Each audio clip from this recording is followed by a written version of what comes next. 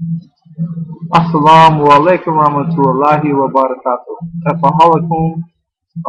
Inshallah, I'd like to talk to everyone today, Muslims and non-Muslims as well, about why I became a Muslim. But before I do that, I first of all would like to thank everyone who's taken the time to watch my video, Muslims and non-Muslims. Alhamdulillah, I'm very glad that I got the opportunity to speak to everyone.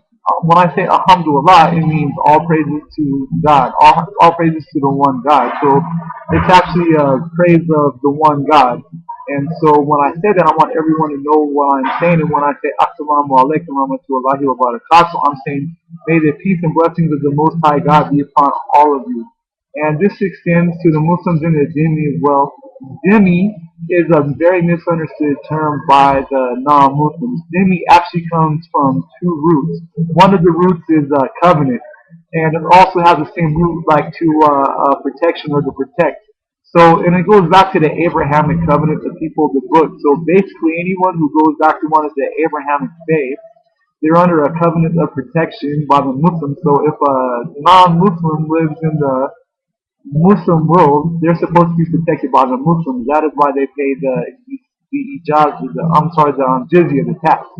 And taxes to be paid for their own protection. There has actually been times in Islamic history when they couldn't protect the non-Muslims if the money was actually returned. But alhamdulillah, I'd also like to say that I appreciate all comments, whether they're negative or they're positive. You know, if even if they're negative, people are addressing their sincere concerns, and it's my honor and privilege to try to address their concerns. And if I do not have the knowledge, then I'll ask one of the sheikhs, the ulama, the scholars that I study from, in order to get the right information, because I don't want to say anything that I'm not knowledgeable about. With that being said, I'd like to explain or talk about my conversion to Islam, inshallah. Inshallah means if it's God will or God willing. Um, I became Muslim 13 years ago, alhamdulillah. I grew up in California. Redding, California is my hometown. Spent a lot of time in Sacramento, and there wasn't really that many Muslims where I lived, but I knew a few of them, and I knew about Islam, you know, through hip hop or whatever. My sister, she went to Morocco when I was 14. She brought back the Qur'an, and when she would leave, or she wouldn't be home, I would sneak into her bedroom and take the Quran out and I would read it. But I was 14 years old. Then years later, actually I had a friend that owned a clothing store, you know, up in Northern California, and he was Muslim, and I was 14, 15 years old, and I went into the store and I said, Salaam alaikum. He said, Wa alaikum salam. How did you know that? Oh, I said, oh, from watching movies and through music. So, I mean, it was, so I started a dialogue with him, and I actually saw how he was with his family, you know, how his family was very close knit. They were together. At that time, I went to a church up in Redding, California. It was called Bethel Church.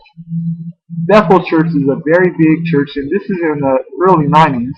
The pastor, mind you, was getting paid $60,000 a year, and part of his job was to do marriage counseling. Now, the pastor, though, he was actually having an affair with one of the women of the people he was doing the marriage counseling with.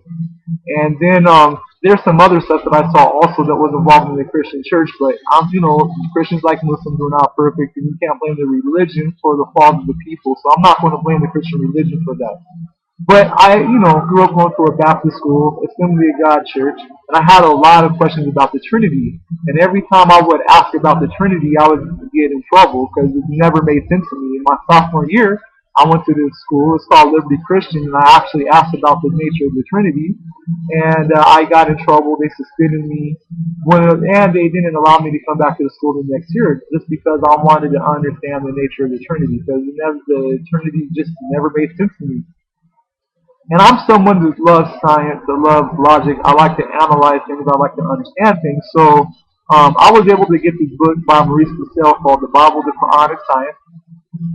And I saw a lot of the scientific fallacies that were in the Bible, but they couldn't find any scientific fallacies in the Quran. And I started reading works by Ahmed Deedat, and I had this book called The Illustrated Guide to Understanding Islam.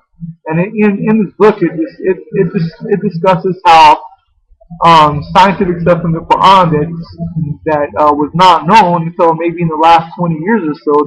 But this was in the Quran 1400 years ago, where there's a verse in the Quran that talks about how deep in the ocean there's waves, and above that there's waves, and then above that there's clouds, and when they're deep, like you can't even see your hand of extended in front of you. They've only found out in the last 30, 40 years or so that there was undercurrents in the ocean.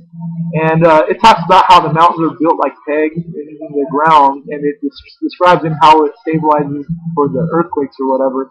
And there's a lot of other stuff too about the ocean and the sea, the differences and the fresh water, the barriers. I don't remember the ayats or the verses of the Quran off the top of my head. Ayats also mean signs, but I do remember though that these had, an effect on me. And then so I read the Quran again in my early 20s, and I read it again, and then I read it in 2 days. I couldn't put it down, and wallahi, or I swear by the one Most High God, I promise you, that I just couldn't put it down, and it answered all my questions about the nature of the Trinity, the nature of the Godhead, the nature of God, what God is, what God isn't, and alhamdulillah, it really opened up my eyes, and so I couldn't wait to take Shahada.